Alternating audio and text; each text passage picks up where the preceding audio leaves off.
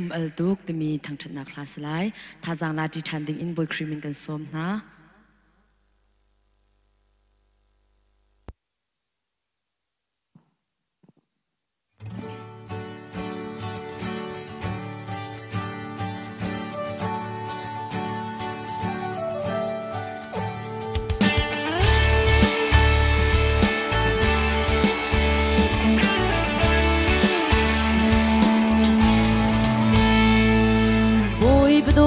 sung hi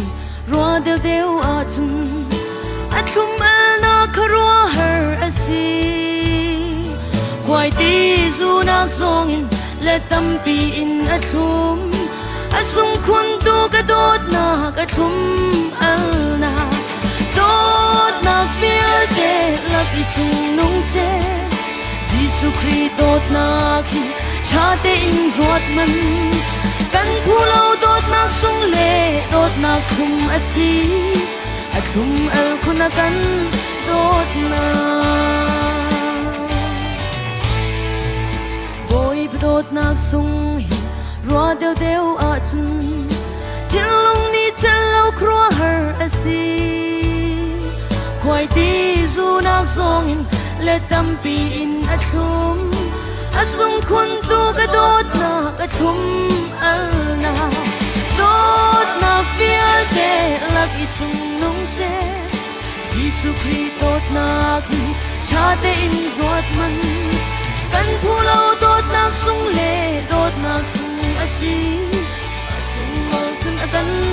dot na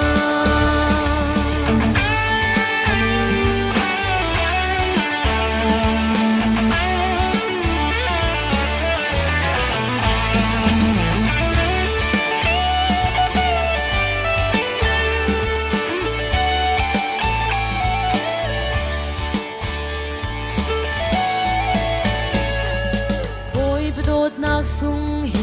rua deu deu a chung nun nak ni chelo a thum al tu kwai ti zu nak song in le tam pi in a thum a sung khun tu ka dot na ka thum al na dot na feel te lak I chung nung che Jesu Christ dot na ki cha te in ruat man kan pulau dot nak sung le dot nak khum asi a khum al khuna kan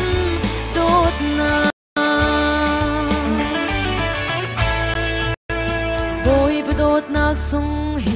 rua deu deu a chung til long ni chal lo khro har asi kwai ti zu nak song in le tam pi in a thum asung khun tu ka dot na ka thum al na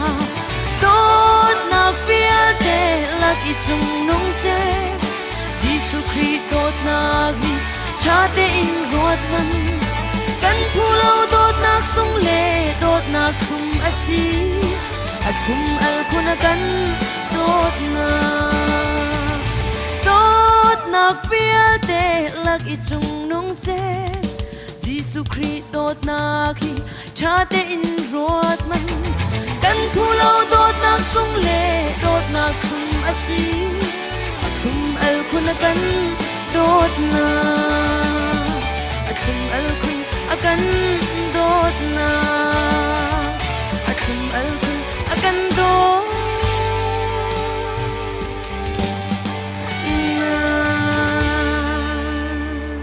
We're going to try to come back.